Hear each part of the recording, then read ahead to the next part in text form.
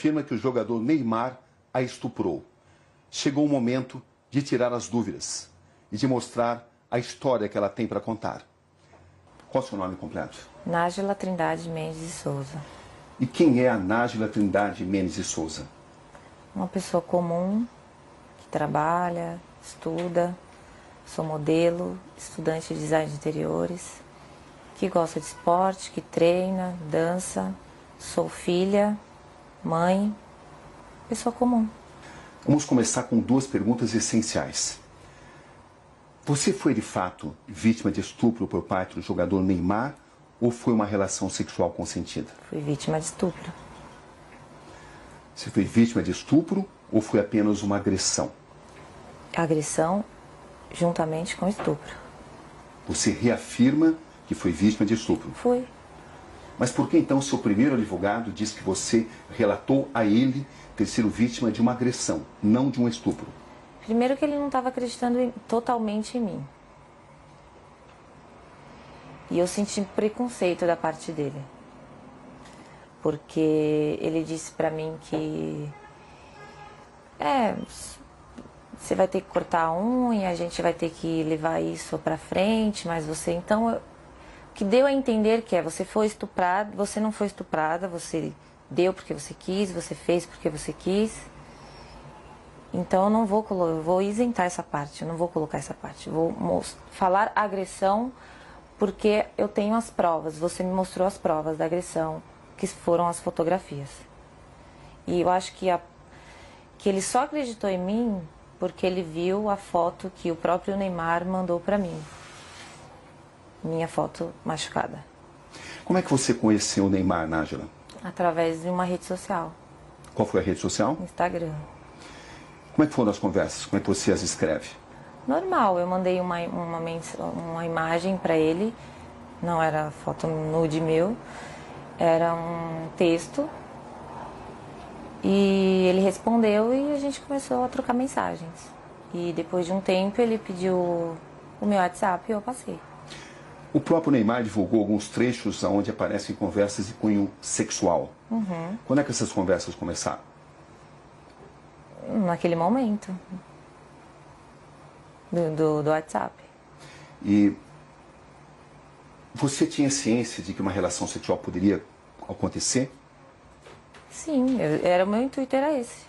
Era o seu intuito? O meu intuito era ter uma relação sexual com ele.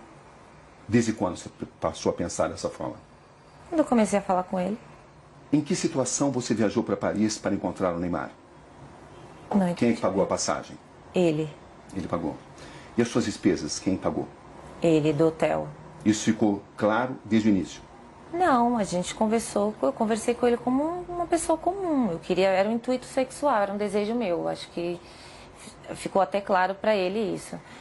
E ele perguntou quando eu poderia ir e eu disse, no momento eu não posso, questões financeiras, eu não podia ir. E também questão da minha agenda, do meu trabalho, enfim. E daí ele me sugeriu, tá, mas eu posso resolver isso. E aí eu fui com a passagem. Você levou dinheiro seu também? Levei. Você viajou para Paris com que expectativa, Nájila? De ficar com ele, de encontrar com ele.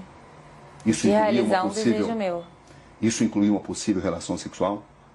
Obviamente. Você pensava nisso? Sim. Estava preparada para isso? Estava. Era algo já consentido, consensual entre vocês? Era. Quando você chega a Paris, o que acontece? Eu vou pro hotel, ele me manda mensagem falando que ia para uma festa e que ia passar lá antes para me dar um beijo, para me cumprimentar antes de ir nessa festa. E a partir disso, o que acontece? Eu tinha um desejo de ficar com o Neymar. E quando eu chego lá, tava tudo bem, tava tudo legal as mensagens. Uhul, eu ia conseguir, entendeu? Só que quando ele estava agressivo, totalmente diferente daquele cara que eu conheci nas mensagens. Até aí, tudo bem. Como eu tinha muita vontade de ficar com ele, falei, ok, vou tentar manejar aqui. E a gente começou a trocar carícias, começou a ficar, a se beijar. E daí ele me despiu. Eu não Até achei... então foi tudo consensual? Foi. Até aí tudo bem. Sim. Só que depois ele começou a me bater. E eu falei assim, nos primeiros, ok, tava tudo certo. Só que depois começou a me machucar muito. E eu falei, para. Você falou isso de forma clara? Falei, para, está doendo. E ele falou, desculpa, linda. Ok, continuamos. Deitados na cama, rolando e tal. Eu falei, você trouxe preservativo? Porque eu não tenho. E ele disse, não. Eu falei, então não vai acontecer nada além disso. Porque não podemos. Qual foi a resposta dele? Ele não respondeu nada. E a gente continuou. E ele me virou, cometeu o ato, e eu pedi para ele parar. Enquanto ele cometia o ato, ele continuava batendo na minha bunda violentamente. E depois eu girei. Foi tudo muito rápido, questão de segundos, e me retirei. Foi isso que aconteceu. Você está totalmente convencida que conseguiu mostrar a ele que você não queria, não desejava mais a relação sexual? Eu falei, para. Não, para. Eu falei. E ele nunca disse nada a você? Ele não se comunicava muito. Ele só agia. Ou seja, você estava preparada para uma relação sexual consensual? Estava. E quando é que essa relação sexual consensual se transformou, na sua visão, em um ato de estupro? A partir do momento que ele se tornou agressivo, a partir do momento que eu perguntei para ele se ele tinha levado o preservativo, que eu não tinha, e ele falou que não, e eu falei para ele, então não podemos. Então só vamos trocar carinho, só vamos continuar aqui. E ele concordou, com o silêncio eu entendi como concordância. E quando ele me virou, ele já foi cometendo o ato. Então assim, ele não entrou em um acordo comigo, não, eu não trouxe, mas eu tô afim, eu quero. Não, ele ficou calado. Então para mim, ele tinha entendido que não poderíamos ir além daquilo do que já estávamos fazendo. Ele te obrigou a manter relação sexual? A partir do momento que ele me segurou violentamente me batendo, ele estava me obrigando a ficar ali naquele lugar. Sem uso de preservativo? Sem uso de preservativo. Foi assim que aconteceu a relação sexual? Foi assim que aconteceu. Depois, quando eu saí da cama, quando eu me levantei e fui pro banheiro, eu fiquei, não acreditei, foi tipo uma decepção. E eu fiquei estarrecida, então assim, eu não consegui falar nada pra ele.